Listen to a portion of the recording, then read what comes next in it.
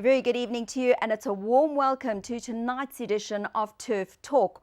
While the Gauteng spring season gears up for their first feature race, the SAP Supreme Cup, which takes place on the 26th of September at the Vaal Racecourse, it's on a sad note that we heard the news of the passing of Rona Beck, widow of the late Graham Beck, in the early hours of Wednesday, the 9th of September, at the age of 78. After Graham died, Rona maintained their racing interests and long association with the renowned Highlands Farm in Robertson. Our deepest sympathy to her son Anthony and his wife Angela and his family. A familiar face to the horse racing industry, Stan Elly retired as a racehorse trainer at the end of last season, but his career as a teletrack presenter will hopefully continue for many more years to come. Grant Knowles brings us part one of Stan Elly.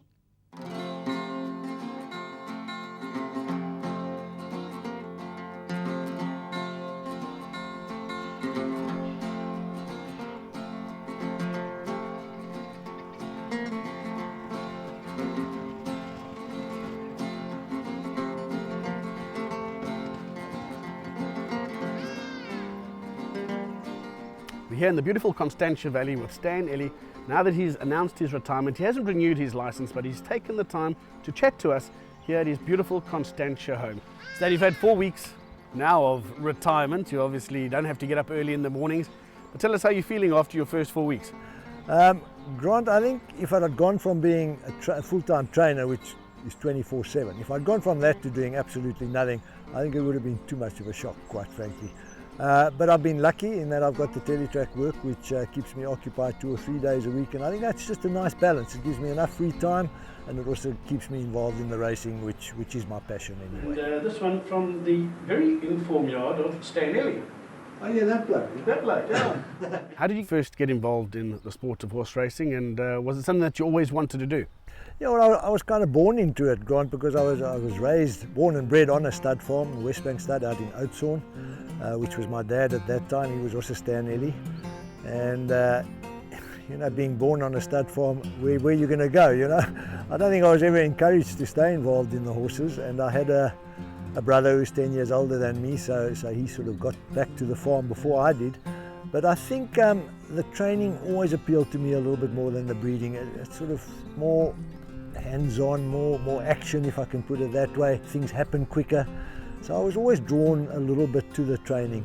I did try a year or two at university, did mechanical engineering, for God's sake. I don't know how that came about, but anyway, by the time I ended my second year, I was spending more time at the races than I was in lecture hall, so I decided, no, it's time to actually pack it up. In the meantime, my dad had passed away in the meantime as well, so there was no more pressure to stay at university. So I joined Theo de Klerk. He was champion trainer at that time, spent a year with him. He had a very good assistant at the time as well, Trevor Botten. And they were a perfect match, the one sort of offset to the other. Theo de Klerk was outstanding with his patrons, and he had a number of English patrons, in fact more English patrons those days than South African ones, Lord this and Lord that, so it was quite interesting. And I think I learned that sort of side from him, but from the horse point of view, yes, definitely I'd say Trevor Botten taught me most of what I know. And so that has probably been the biggest influence on my career. And I went overseas, spent 6 months in Newmarket there, and learnt as much as I could, and came back, started up on my own. So that's kind of where we kicked off. So now Stan Elly, a 23-year-old, decides to get going and open up his own stables and yard.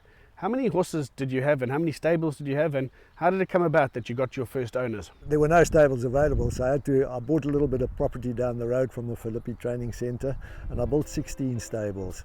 And finding the horses, well, I started off with 6 leased fillies from my brother from Westbank Stud in Oudtshoorn. I think most of them were field masters in those days. And I found 1 or 2 owners for them, and Eric and my own family, they raced the balance. And then we had an older horse there who was a retired racehorse called Turn Right, and he was back on the farm, and I asked my brother Eric if he could send him down as well, just to lead the babies really and give them something to follow on their way to the track, etc. And he so enjoyed being back in training. I think he was 7 or 8 years old that we decided to put him back in training and race him. And he actually became my first winner. He got touched off first time out, and he won his 3rd start back. So that's where we started with the horses in the stables, yeah. Now obviously every trainer needs a band of loyal owners. When did you start getting commercial owners in and being able to go to a sale and afford to buy horses? Well, you know, I'd come out of a sporting background. I'd played a lot of rugby and cricket and as such met a lot of people. Certainly Butch Watson-Smith was right up there early on. I met him in the pub after a game of rugby. In fact, he was my fly-off. I was the scrum-off when we were playing for Olympics, fish and chips rugby. And I met him in the pub. He asked me, what do I do? So I said, well, actually, I'm about to start training. Oh, I've always wanted a horse. And that's sort of where I started with Butch. And he was with me up until his death a couple of weeks ago. So, you know, that was a wonderful relationship, Butch and myself. And then at the same time, Billy Steele came to me. He was with Russell Laird at the time. He had a horse with Russell Laird. Russell Laird was moving to Johannesburg. And I'll never know why, but Russell recommended me. So Billy brought, I think it was Mr. Tallyman was the horse's name. He came across with Billy. And then not long after that, the late George Fall, Charles' dad, who was our vet, he knew that Jaime Maisel was increasing his amount of racehorses and was starting, you know, to look for a trainer. And George very kindly recommended me to Jaime. Jaime brought me a couple of fillies, and I'd have to say that Jaime gave me my first sort of real shot at being a trainer and training nice horses. He gave me some fillies with pedigrees, which you know, I certainly wouldn't be able to train or buy today. You know, they'd just be too expensive. Amongst them, I'm thinking a filly like Lena won her first 5 starts. Display Model ran second in the Fillies Guineas and in the Oaks in Durban. You know, so Jaime was probably my first sort of bigger client, but Butch, Billy and my brother Eric were earlier on. One other name had actually just sprung to mind now, Victor Cook. He came to me pretty early on as well. Not sure how Victor found me, quite honestly, but he pitched up at the stable one day and he was looking for a leased filly, so he involved him, and he was damn lucky because the first filly I leased him was an unfashionably bred daughter of Carnarvon Blues, who nobody had really heard of. And I said, well, Victor, you can have this if you like. Ah, he loves her. Anyway, she turned out winning 10 races. She held the course record over the straight 1400 at Milnerton for quite a while, till it was broken by the late Sword Dancer. So Victor and myself kicked off well, and he became not only a very good client of mine, but really a lifelong friend and advisor. He was a great guy, Victor, and yeah, well, he's gone now. His son Spencer is racing a few horses. And yeah, so I was lucky early on. I've got to say I was lucky. Not long after that, Loretta Crane also came into my yard and brought me a lot of nice fillies as well. Now, one of the horses that we've mentioned there is Red Badge. Now, we know about the Badge Boys and we know about Red Badge. The combination of Badge Boys Syndicate and those fellas, tell us a little bit how that all came about too. Yeah, Badge Boys. I didn't know my life was going to change so much when they came into it. That started with a small-time client of mine, Frank Boyle, who was pals with him. And Frank came to me one day and said, listen, James Drew, Mike Fullard, young blokes, sportsmen, they like to get involved, won't I give them a ring? Gave them a ring, and I suppose that's when it all started, you know. James was playing top cricket in those days, and Mike was just sort of finishing his cricket career. And we arranged that I'd go to the Natal sale and I'd try and buy them a cheap horse, something nice. Managed to buy them an Elevation Colt for 23,000 Rand, and turned out to be a horse called Peaceful Paradise. It was a really good horse, won a lot of races. His best run was probably finishing second in the Greenpoint Stakes, I think, to Flaming Rock. That was a really good run, but he was a wonderful horse. He gave them an enormous amount of fun. He actually won first time out against our expectations. And I'll never forget them leading that horse in. You know, they looked bewildered. They didn't even look happy. They didn't really know what was happening. But that's where it all started with Mike and James. And I think fluking a good one like that first time out probably had them hooked for life. A couple of years down the line, we bought Red Badge. They roped in 2 good mates of mine, of theirs rather, John Ryan and Mike Wanfall. And we had lunch at one of the Portuguese restaurants that you probably know pretty well. And we resolved to go and buy a nice horse there. They gave me a limit of 200,000 Rand, which in those days was a lot of money for race horses. I think it was 1987, if I remember correctly. Anyway, off I went to the sale, and I, from the moment I put my eyes on Red Badge, I must say he was going to be the horse I was going to buy. And we were lucky enough to get him for 110,000, so we had a couple of years keep to pay as well, you know. And he was wonderful. He was always going to stay on. He was always going to come to hand a little bit later. But when he did, you know, he came to hand with a vengeance. And he was a wonderful horse. I think of his 7 or 8 wins, I think all bar one were feature races. He won the Winter Classic, he won the J&B Reserve Stayers on Met Day, he won the Algoa Cup in Port Elizabeth, he won a lot of races. He was a super individual, sound as a bell for his entire racing career, twice ran third in the July. Number 2 red badge comes home smoking! Actually, when he retired, he came down here to where we're sitting right now, and about a year and a half ago he was then pretty arthritic and really he wouldn't have seen another winter. So I went off to Durban and I left Boffin with a dirty work of having him put down, which was probably one of the saddest days of my life, to be honest. But anyway, he gave us wonderful memories, Red Badge, and he kicked the Badge boys off to a wonderful start as well.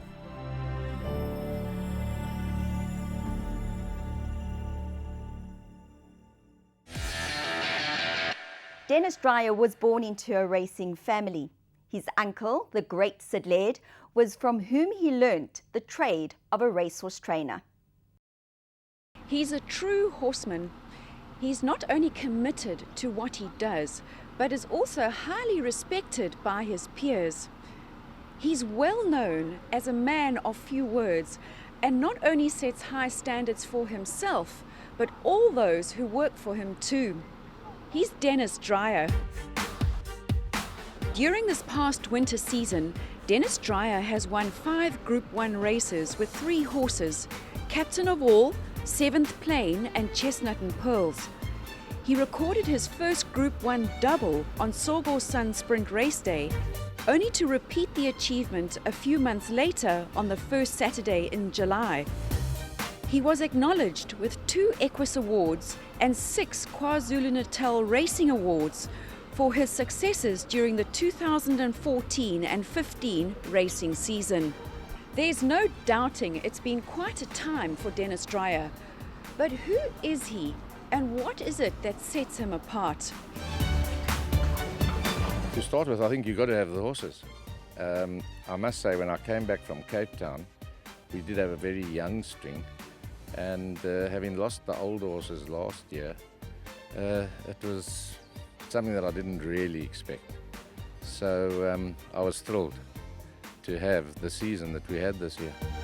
Everyone says I seem to pick a sprint type of horse, but I've had a couple of stayers over the years, a good couple of them, and they've done me proud. So I don't know, I think it's a lot of luck, but it's the particular horse that I like that I go for. You know, I buy horses off every farm in the country, whether they Cape, Durban, Natal or wherever, and it's the individual that I like to go for, and of course the pedigree has got to match the conformation of the colt or the filly. I think the biggest thing with Jill and I, because we both go through the catalogue and we try and eliminate, we don't like looking at mares that have had 6, 7 foals, 2 winners, 1 winner. I don't think you're going to find a top horse out of that type of category. So we do a lot of homework before we go to the sales, and the big thing with me is that when a yearling walks out the box, he's got to give me that wow. And once he does that, then I've got to pull him to pieces not to like him. And as a team, Jill and I, we really scrutinize the horse, and I'll see things that she doesn't see and vice versa, and then we'll make our final lists. That's how we like to do it. You always acknowledge your team. Tell us about them. Oh no, listen, I'm blessed. The Cheapers, from Stewie to Sean, Cormac, Sean Veal, Carrie, the grooms. He's a true professional. He's a true Virgoan. He's he's an absolute perfectionist. When workouts don't go as planned, he gets as frustrated as we do. But when we have a good day's work, we all leave the track in high spirits. Wears his heart on his sleeve. Very emotional man. I think maybe because we've got such a close relationship and a good relationship, that we have a strong bond, and it's a very emotional relationship for us. When it's successful, we are obviously we're both almost in tears together, but when we have bad days, we're both as frustrated as each other, and it's nice to have a team to fall back on, with Stewie, Shawnee and Carrie. There's a big team involved now, which hasn't been there for the previous seasons, and I feel that we're much better for it now. Intricate part and probably one of the backbones of our yard is Mrs. Dreyer. Phenomenal person, phenomenal lady. Just honestly a true backbone of this yard. Many years ago when I joined the original Baker and Dupree in 1986, Dennis was already a client, and Jantie Dupree was his vet, and I think we were the youngsters in the practice and dared not even come into the practice for the knowledge that he would shout at us or catch us out or do whatever. Just now for the last 15 years basically I've been doing the work in the same yard in Summerveld, down the same driveway, through the same gate, meeting the same bloke at the desk, who has improved over the years in giving us a bit of space and not giving us such a hard time when we get into the yard. He's also allowed the younger vets in the practice. Georgie Kellett has done a lot of work in the last year, and I think Dennis really appreciates her input. And I really appreciate the fact that Dennis has allowed the younger vets also to come into the practice, which makes our life a lot easier as senior vets to do other things as well. The whole ethos of what we do is to pick up problems early and manage them and treat them and increase the longevity of the horse. And that's, I think, where the success lies. Dennis obviously trains the horses, gets them ready to race and selects them. We also play a part, obviously, in helping select horses and doing risk assessments. It's been sort of 21, 22 years I've been associated with the Dreyer yard. Amazing horsemen, amazing family, and yeah, we work really closely together. We have our fallouts, but one thing about Dennis, he never holds a grudge. It's done and dusted. Yeah, you can be an idiot one day and you're a superstar the next day, so you get pretty used to it, and yeah, just a wonderful guy to work for. It's an absolute huge team effort. We work closely with all the vets. The horses are assessed on a daily basis, and we basically correct whatever needs to be corrected, and that's the whole idea as management. I work for Mr. Dreyer about 32 years, since 1983. We got good relationship with all the mates who work here. That's why we make the job easy, because with a good relationship. I really think I am blessed with, as you say, the team that I've got behind me. Without them, I don't think I could do it. What is your philosophy to training that sets you apart from your colleagues? I like the horse to show me when they're ready. They're trainers that are known for just having great 2-year-old success, and then trainers that take them through the divisions, trainers that rest the horses a lot. I don't like to push my horses, but having said that, if a horse shows me that he's ready to run and wants to run as an early 2-year-old, I'll run him, or her.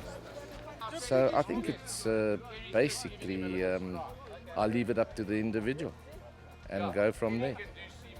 You appear very hands-on in the way you train. Yeah, I think that's, I've been asked on numerous occasions to open a satellite yard. But, Michelle, I think, you've hit the nail on the head. I'm too hands-on.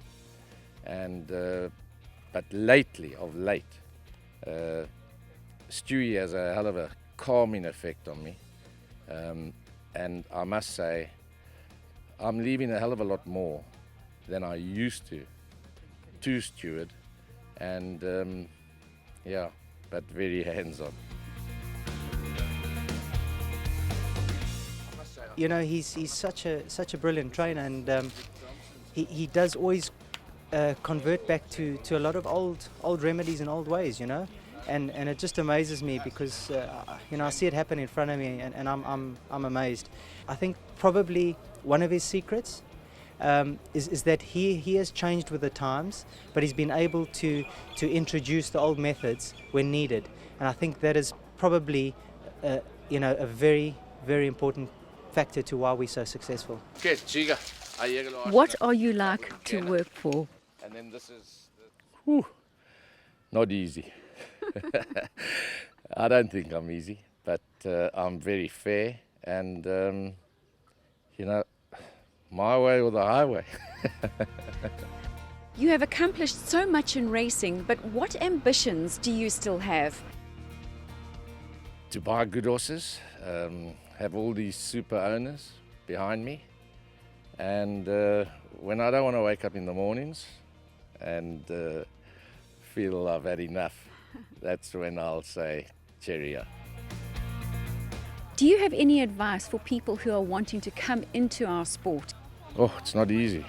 It's a tough game, and you know, I think you need the 1 or 2 lucky breaks. That's what it's all about, you know. Thank God I was with Sid for 10 years, almost 10 years, just under 10 years. And when he went to Johannesburg, that's when I decided also that I should go on my own. I built on that, and I think that's what you need. Just a little bit of luck, a break here or there, and a lot of hard work. Would you do it all over again if you could? Definitely, definitely. And I've loved it from a kid, and yeah, it's been my life. The FITS exam is the highest accredited exam to become a registered farrier. Andrew Bond has captured the process and tells us more. This weekend is about farriers getting together and not only showcasing their skills through the certification process of the Farrier International Testing System. We're getting farriers onto a higher international standard. The practical part of this test is probably the hardest for the advanced skills farrier, probably the hardest exam that you can take as far as a practical test. It's a very, very small pass rate, which means that it's a very complete exam. The exams are run on 2 different levels. You've got the entry-level certified exam, and then you've got the higher level advanced skills exam. It's a skill, it's an art, and it's a way of life. It's not just a job, it's a way of life, and you've got to be passionate about it. If you don't teach yourself how to let the tools work for you, and you're always abusing your body to work the tools, it really shortens your career. So being a competitor or going through certification teaches you how to use your tools a lot better, teaches you to be efficient so you're faster during the day, and can do more horses if you choose, or do a better job in the same amount of time. And so Turf Talk invites you to sit back and relax and enjoy the Farrier International Training System introduced by Robbie Miller. I'm Robbie Miller, and I'm an advanced skills farrier through the FIT system working here in Cape Town. This weekend is about farriers getting together and not only showcasing their skills through the certification process of the Farrier International Testing System. We're getting farriers onto a higher international standard. We're hosting the Farrier International Testing System of exams, which is an exam which is held in 4 countries currently and soon to be going to other countries. It's all about education through competition. So it allows the guys to work on their skills at the forge and ultimately under a horse to become better farriers. Farriery all over is part of the backbone of most of the equine disciplines, in fact of all of the equine disciplines. So without good farriery, without good hoof care, I mean, there's a saying that's been around for centuries, I gather, no foot, no horse. I'm Alistair Cameron. I'm one of the vets here at Baker McVeigh Equine Hospital here in Cape Town. And I had the pleasure of being invited to take part as one of the examiners on the FITS examinations. There's 2 levels. There's the ASF and the certified guys. There's actually 2 other examiners other than myself. There's a local farrier and from upcountry, and also with the pleasure of one of our American counterparts over here doing part of the examination. And I was asked to, as a veterinarian, to take part as assessing part of the written and the oral examinations as well. The FITS exam is an extremely difficult exam. I've been all over to the UK and Canada and everywhere, and then I am an examiner for the United States certification program as well. A very in-depth exam with the theory. Having to do oral exam in front of 3 examiners is tough. Farriers are not used to talking to anyone during the day, you know, horses.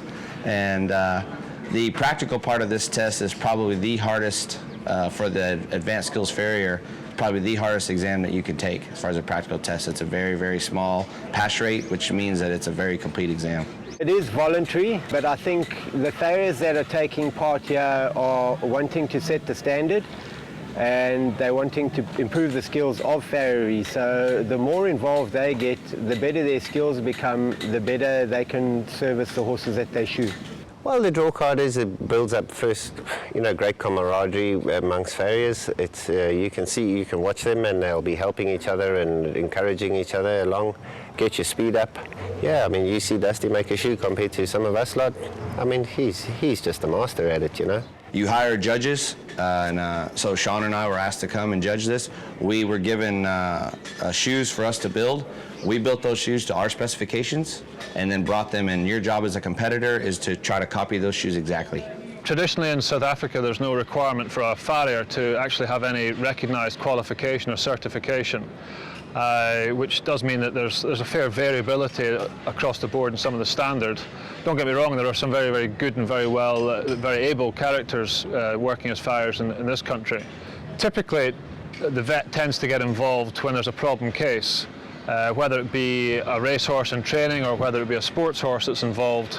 But often, once the initial problem has been discovered and diagnosed, when it comes to the foot issues, obviously the farriers is the main part when it comes to remedial treatment. So it's very important that a vet and the farrier can work together and they have an understanding of each other's jobs. The very worst thing that happens to a farrier is isolation. And a lot of farriers in the world, probably 80% of them, don't ever see anybody but horse owners and horses, which horses can't talk and horse owners are not educated about feet. So who's to say if you're good or not?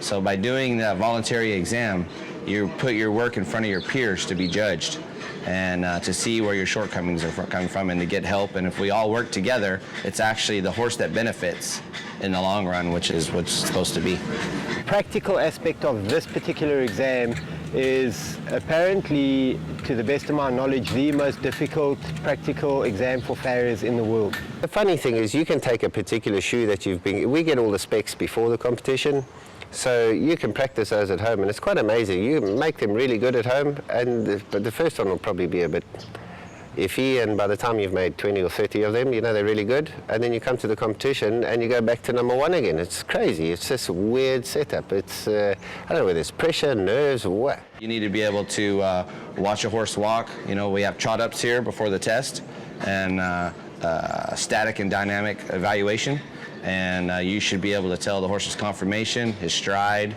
how he should be trimmed for his bone structure per se, and his job. A competition like this is just for farriers to test their skills against each other and to actually test their skills against themselves.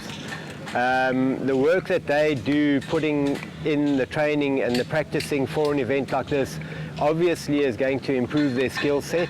So it all goes hand in hand towards bringing them up to a higher level. We're probably having about 2 to 3 events a year, and we are starting to move forward with this. We've got the very recently formed South African Association of Professional Farriers, which is all about education. We've got the novice division, which is for our younger farriers that are new into the industry, our intermediate division, and then our open division for the old dogs.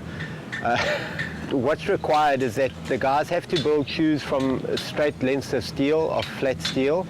And there are different types of shoes that they have to build, and obviously increasing in difficulty as you go up in the divisions.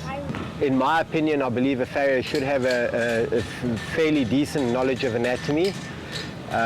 He should understand some of the various pathologies that horses can have on their feet and lower limbs. So yeah, it does. The theory part of it plays just as important a role as the practical aspects. There's a guideline of rules set up for the exam. And my job is to assess those guidelines through every individual. So on a scale of 1 to 10, they'll be given a score. So they'll trim the hoof, and they'll be scored 1 to 10 on sole prep, frog, balance, how they dress the hoof wall, shape the foot, and then they have to build a shoe to fit the foot that they trimmed. I have to score the shoe itself for the forging, the nail hole fit, and how it fits on the hoof, and then so that's a 1 to 10, and then it goes to the fit and finish score at the end after they nail and finish. Did they nail it in the spot where they fit it? That's the number one thing, uniformity. Like they meant to do it. They just didn't happen like that. You've got to be spot on for the exam. You've got to be really, really well prepared. Practice, practice, practice. Which, again, the horse benefits, you know. They're not going to let you put on a really bad shoe because it's going to maim the horse just for the sake of the exam. They won't do that. The certified level is the first level of it, and it's actually a multiple choice true-false test of 50 questions. And then next we'll go to the practical portion, where the certified level is 2 keg shoes or store-bought shoes with clips in 1 hour. And then the ASF, or the highest level, you either have to make straight bars, egg bars, heart bars, or W shoes for the front feet of the horse, and then just what we call 3/4 fullered, quarter-clipped hinds, all handmade from straight bar stock in 2.5 hours or 2 hours 50 minutes, depending on which ones you draw. Very grueling test. Very grueling test. And then you have to present a shoe display. So the shoe display for the certified has to have 3 handmades and 4 keg shoes. And then for the ASF, it's all handmade shoes out of a list of 35 shoes. And at the end of the whole day, you have to come in front of the examiners, and you're asked questions about why you answered this question this way, or why you built your shoe that way, so forth and so on, and defend what you did for the examiner or show them your knowledge. It's a crime against the state if you get caught shoeing in England without being on the register. So I don't think that'll ever happen here, but you know, it's to get the guys qualified, to encourage them to come in purely for the betterment of the horse, you know, and continue in education. It's just like if you pull up to a yard and they lead a horse out, you just can't say, oh, you know, I don't like the shape of those feet, go grab me another horse. You have to be able to adapt and shoe everything that's brought to you. And it's more or less just filling a prescription. And so they'll have some forging classes, and usually at most competitions, the top people in the forging classes will make the live shoeing, which is what we all want to do. That's the cool thing. It's what we do every day, and we want to show our skill shoeing horses. There's a lot of things that come into this to be good at it. It's a skill, it's an art, it's a way of life. It's not just a job, it's a way of life, and that's where the passion comes in. You've got to be passionate about it. It seemed like a really good group of guys that are hungry for knowledge. You know, it's very, very hard here from what I hear to get nice tools. Simple things as tongs they have to make themselves because they can't afford to have them shipped over. It's so expensive. It's like golf, you'll never win it. So the second that you stop educating yourself, then everyone's going to start passing you by. It's just great fun. It really is great fun, and the guys always walk away with something. You know, we only have so many horses in us, I believe. You know, we can only bend over so many hours in our career, and our elbows are only going to last so long. And I heard the average life of a farrier, not life, but the average career of a farrier would be 10 years. And so if you don't teach yourself how to let the tools work for you, and you're always abusing your body to work the tools, it really shortens your career. So being a competitor or going through certification teaches you how to use your tools a lot better, teaches you to be efficient so you're faster during the day, and can do more horses if you choose, or do a better job in the same amount of time. The great thing about our business is that a computer will never replace me. You know, it is a very traditional, everything that was made out of metal hundreds of years ago was built on an anvil with iron. And it's so nice to be able to have the ability to take any piece of steel and make it into whatever you want, no matter what it is on that. It's pretty neat to get up every day and get to do that for a living. Well, it's that time of the show to turn our attention to Breeding to Win as we catch up with Grant Knowles at the Lanzarek Hotel.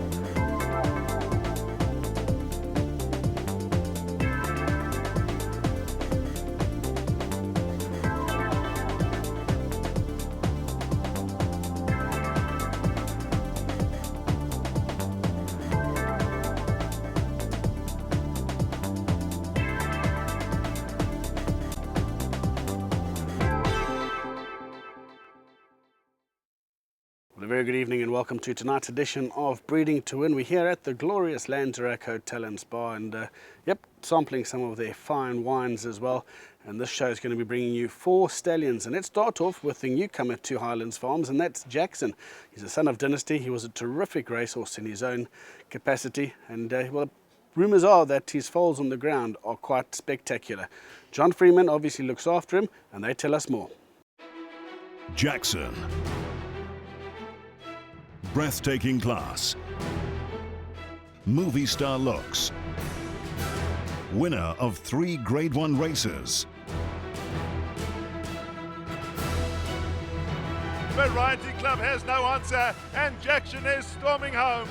Jackson draws off to win the Derby in great style from Variety Club. But Jackson's got them all stone cold in the Daily News. And Jackson's impressive. Vettel fights back for second.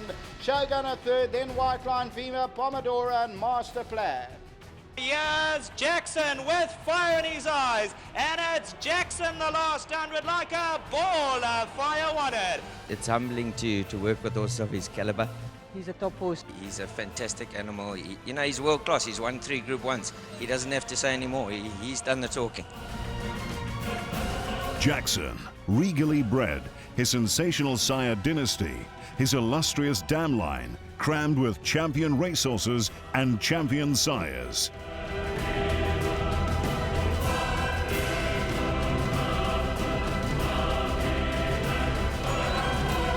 Jackson stands at Highland Stud Farm and is managed by John Freeman.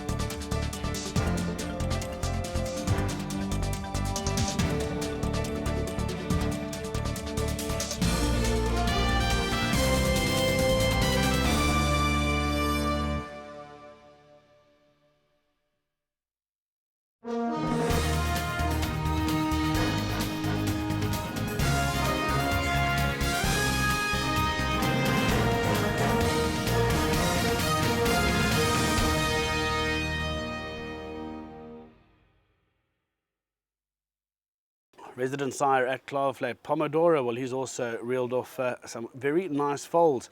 We're going to be showing you a couple of photographs of these during the course of the next couple of shows. But once again, he's a son of Jetmaster. He's out of an Equus Broodmare of the Year, and he looks to be a very exciting stallion proposition.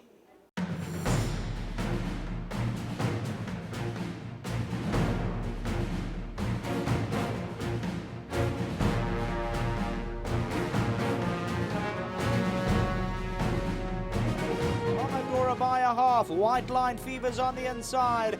Pomodoro strutting his stuff though, and Pomodoro bounded away from them.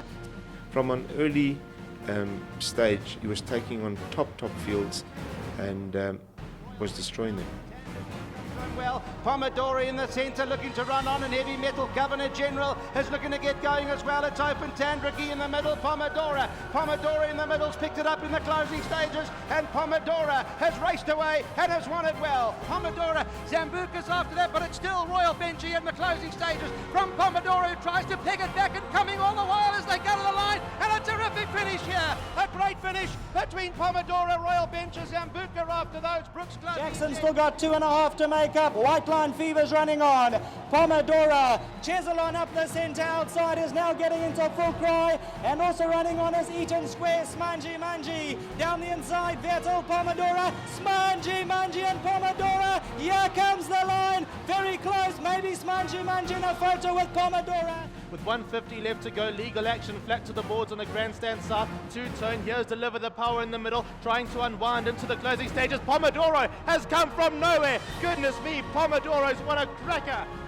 And I'm excited for Pomodoro to get to stud, and I'm excited for him to start producing horses and to obviously to get my hands on the horses that look the way I think they should look.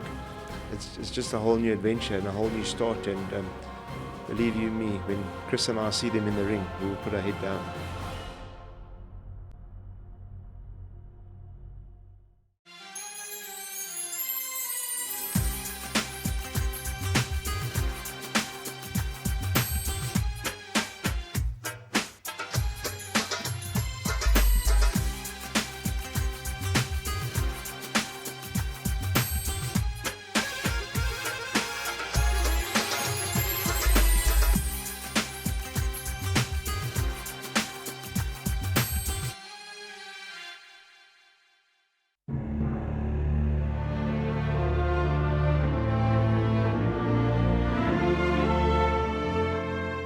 We believe in excellence. We believe that if you're going to do something, you do it to your best ability.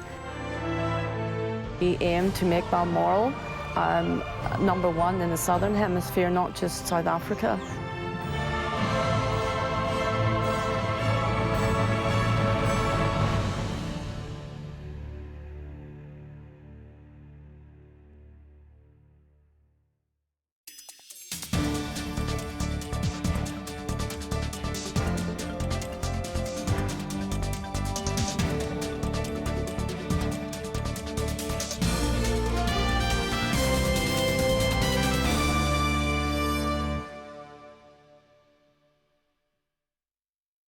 Very few stallions can boast the fact that they've won the Scottsville 2-year-old sprint 2 years in a row.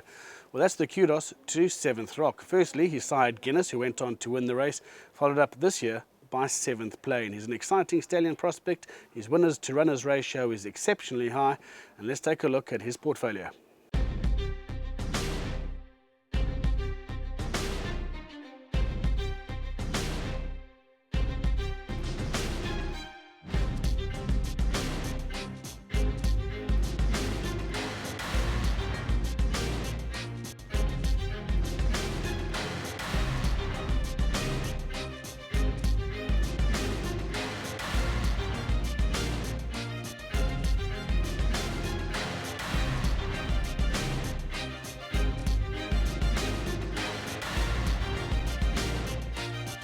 Seventh Rock now comes bounding into the lead. Towards the inside, Argonaut, then comes Street Cat, Golden Music trying to quicken up. Seventh Rock in front though. Seventh Rock in front as they get to the line. Argonaut lunges late, Seventh Rock won it.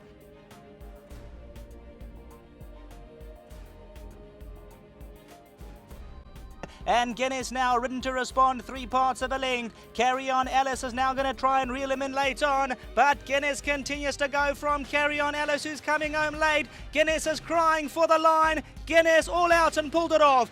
Well, it's just fantastic, I won the same race on his father. Sure. So to win on the progeny as well, very special. And obviously a big well done to the boss as well. Yeah, Deez, and don't forget Seventh Rock.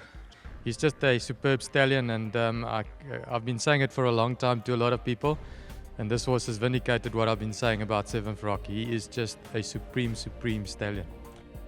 That's another one for Dennis Dreyer, and Seventh Plane has won it by 2. People didn't believe me when I told them about Seventh Rock. Well, I don't have to say anything more. I think he's speaking for himself now.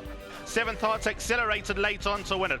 Seventh Heart has its head in front, and Seventh Heart with a punched out win. And here comes Seventh Heart to give Sean Terry 4 on the day. Perfect. And Rock On Baby's going to win it by 4 or 5. Rock On Baby by about 5 lengths. Seventh Plane rises through. Another grade 1. Seventh Plane, brilliance on display.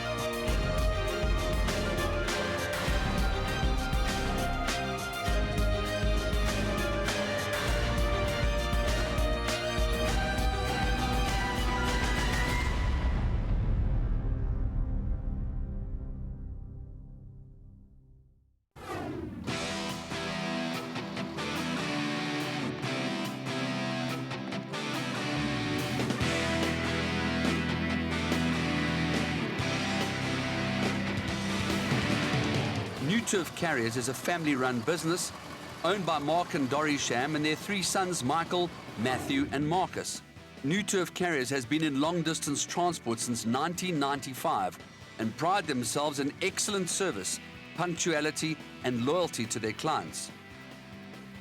Every single stud farm and every single sale to every single racecourse, New Turf Carriers pride themselves in delivering your horse safely. The welfare of your horse is paramount, and it is to this end that we have our own midway stop between Johannesburg and Cape Town. This is situated at Colesberg, where we have a stabling facility for 60 horses, so that the horses on long trips can get off and have a rest during their journey. The bottom line is, New Turf Carriers take your horse from door to door with pride, passion and punctuality.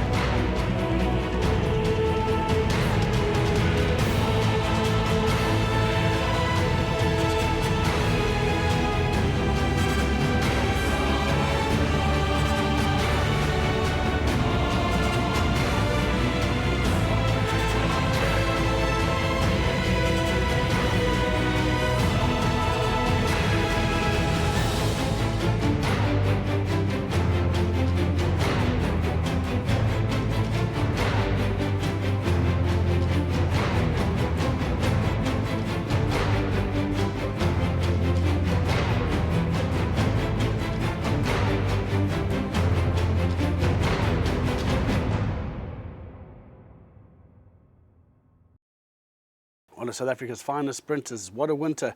Well, he's standing and residing now at the beautiful Drakensberg stud. Rumours are that his foals are absolutely fantastic. One of the finest athletes that racing in South Africa has seen, one of the best walkers around. What a Winter looks destined for the huge green lights of stallionhood. Let's catch up with what his portfolio says, again courtesy of John Freeman.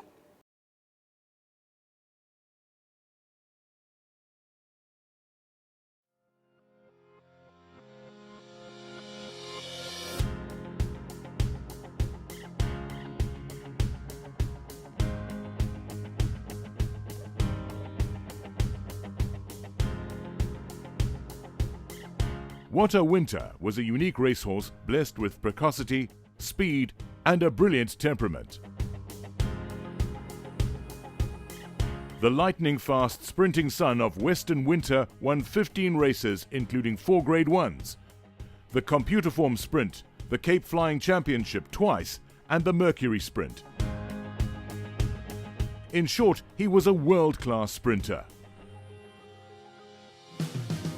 What a Winter is flying down the inside, and What a Winter has won the Computerform Sprint. What a Winter, what a sprinter.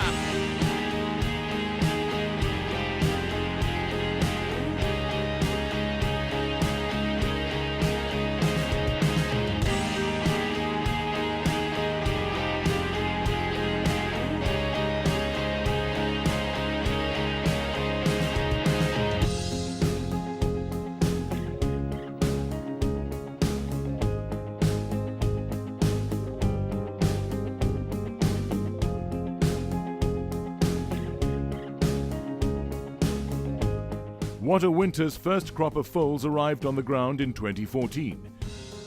His foals are balanced with plenty of size and scope, and he has been extremely well supported by breeders in both of his first 2 seasons.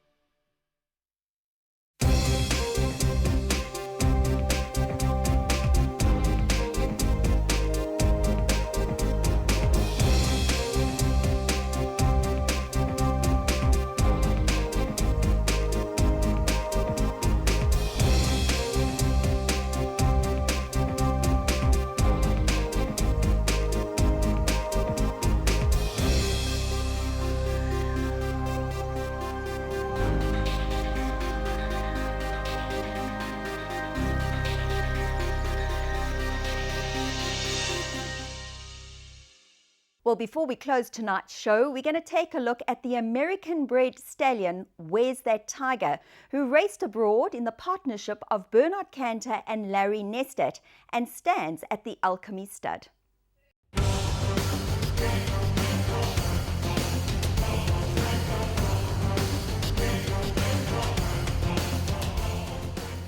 Sometimes we may wonder what it would be like if stallions that stand overseas but sire numbers of good winners in South Africa suddenly themselves moved to this country.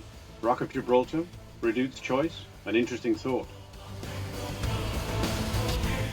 So interesting that it brings to mind a much younger horse who actually is here, whose Australian side imports have won 13 South African races, including a stakes win and hotly contested graded stakes places. Where's That Tiger, a classic placed Ballydoyle winner, is here because he has South African owners who not only successfully imported his progeny when he went to stud in Australia, but capitalised for all of us on that success by investing in bringing him here to follow up this sort of racecourse performance.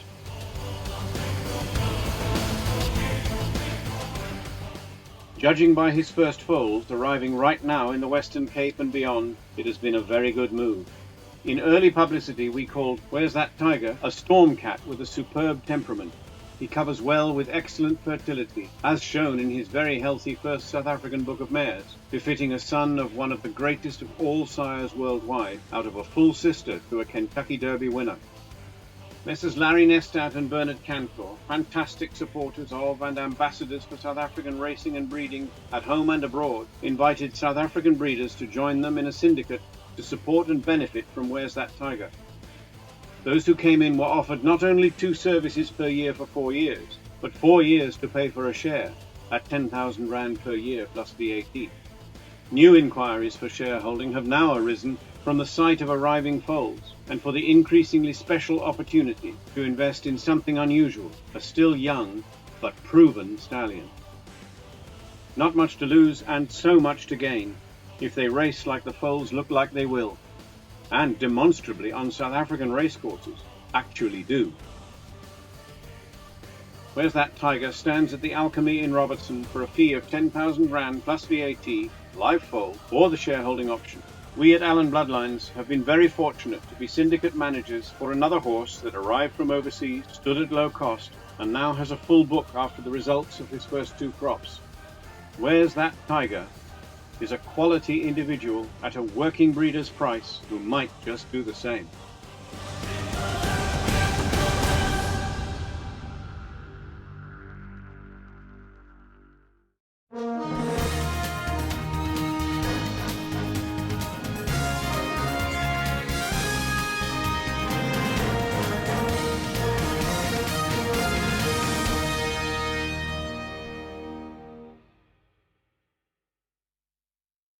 That's a close for Breeding to Win. We're obviously going to be handing back to Julie Alexander in the Turf Talk studio, but we'll be signing off here with some lovely Landsrack Red.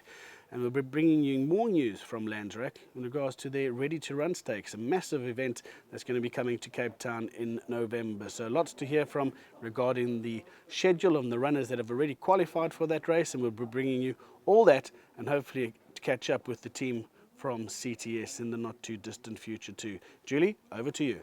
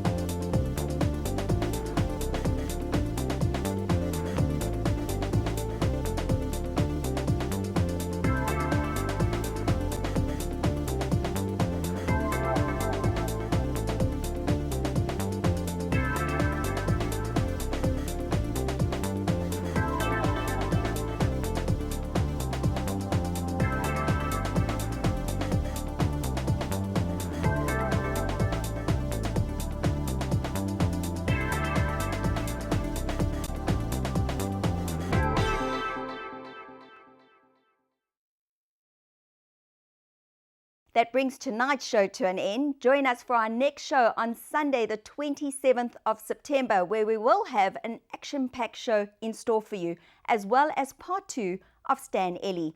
From myself, Julie Alexander, and the rest of the Turf Talk team, good night.